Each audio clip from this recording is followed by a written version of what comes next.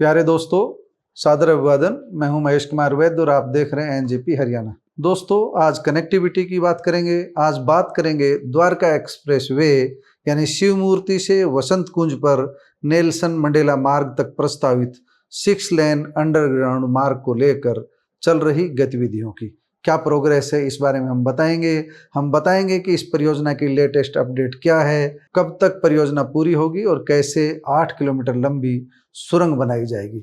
इस सुरंग को बनाने के लिए किस तरह की खास मशीन आएगी, कैसे आएगी, किस तरह की मशीन होगी, उसकी भी बात करेंगे। और यह भी बताएंगे कि दिल्ली की इस परियोजना के पूरा होने पर किस तरह गुरुग्राम सहित पूरे दक्षिण हरियाणा को या दक्षिण हरियाणा की ओर से दिल्ली की ओर जाने वाले यात्रियों को लाभ होगा, राजस्थान से एयरपोर्ट जाने वालों को, हरियाणा से एयरपोर्ट जाने वालों को, दिल्ली जाने वालों को लाभ मिलेगा। सारी बातें विस्तार से बताएंगे। दोस्तों, आप जानते हैं कि बीती 2 जुलाई को केंद्रीय मंत्रिमंडल ने इस परियोजना को औपचारिक मंजूरी दे दी है। केंद्रीय सड़क परिवहन एवं राजमार्ग मंत्री नितिन गडकरी ने लगभग 7,000 करोड़ की लागत वाली इस सिग्नल फ्री कनेक्टिविटी की परियोजना की घोषणा 4 जून 2025 को दिल्ली की चीफ मिनिस्टर रेखा गुप्ता के साथ हुई एक उच्च स्तरीय बैठक के बाद की थी। उस समय इसे दिल्ली के लिए लगभग 24,000 करोड़ के सड़क इंफ्रास्ट्रक्चर पैकेज का हिस्सा बताया गया था, लेकिन आज हम केवल इस एक परियोजना की ही बात करेंगे। इस परियोजना को national highway authority of India यानी NHAI पूरा करेगी। यह नया मार्ग द्वारका एक्सप्रेस वे के शिव मूर्ति इंटरचेंज को वसंत कुंज के नेल्सन मंडेला मार्ग से जोड़ेगा। इससे महिपालपुर, रंगपुरी और धौलाकुआ क्षेत्र के ट्रैफिक दबाव को कम करने में मदद मिलेगी। ये दिल्ली की ओर की बात कर रहे हैं, हरियाणा की ओर के ट्रैफिक को भी कंट्रोल करने में मदद मिलेगी। इस परियोजना में केवल टनल ही नहीं बल्कि छतरपुर की ओर 2 lane flyover, elevated U turn और वसंत कुंज की ओर 6 लेन एलिवेटेड कॉरिडोर भी बनेंगे। ये सब इस परियोजना में शामिल है, इसी परियोजना का हिस्सा है। दोस्तों, NHAI के अनुसार निर्माण पूरा होने में लगभग 5 वर्ष लग सकते हैं, ऐसी रिपोर्ट पिछले दिनों आई थी। इसके लिए विशेष टनल बोरिंग मशीन TBM मंगाई जाएगी जो लगभग 13 मीटर व्यास की होगी।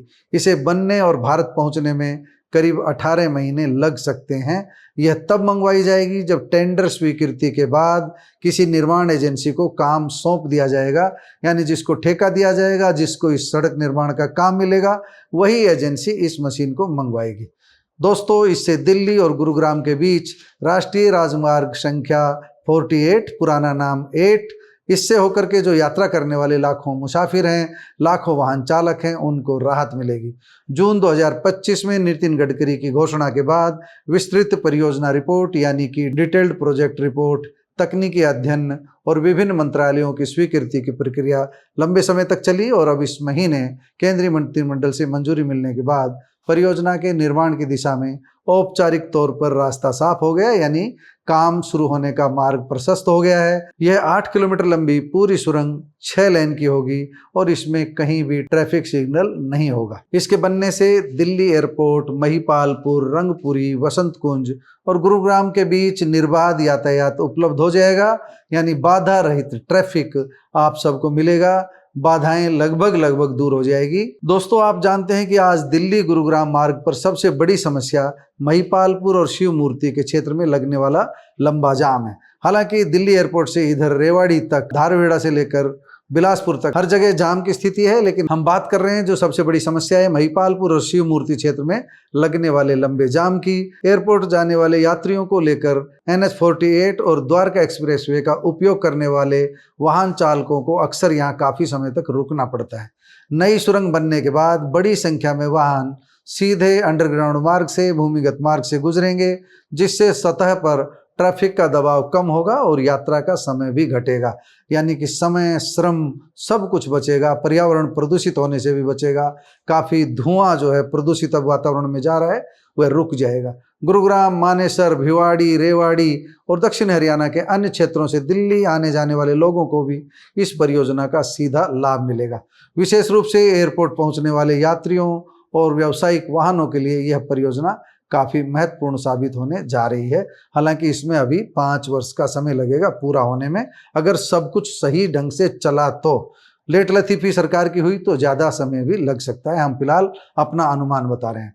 दोस्तों, आमतौर पर लोग ये सवाल उठाते हैं कि द्वारका एक्सप्रेसवे चालू होने के बावजूद महिपालपुर के पास शिव मूर्ति के पास जाम क्यों बना रहता है। इसका जवाब ही यह प्रस्तावित टनल है। इस टनल का असली उद्देश्य ही द्वारका एक्सप्रेसवे की पूरी क्षमता का उपयोग सुनिश्चित करना है। जब तक शिव मूर्ति और महिपालपुर की बाधा दूर नहीं होती, तब तक एक्सप्रेसवे का पूरा लाभ यात्रियों को नहीं मिल सकता, वाहन चालकों को नहीं मिल सकता। यही इस परियोजना की सबसे बड़ी उपयोगिता है। दोस्तों, आप 7,000 करोड़ की इस परियोजना को लेकर क्या समझते हैं? अभी 1 जुलाई को जो कैबिनेट ने मंजूरी दी है, इसे लेकर क्या समझते हैं? क्या परियोजना 5 वर्ष में पूरी हो जाएगी या इसमें लेट लतीफ़ी हो सकती है? अब तक का आपका अनुभव सरकारी परियोजनाओं को लेकर कैसा रहा है? कमेंट बॉक्स में जाकर बताइएगा ज़रूर। नमस्कार, धन्यवाद।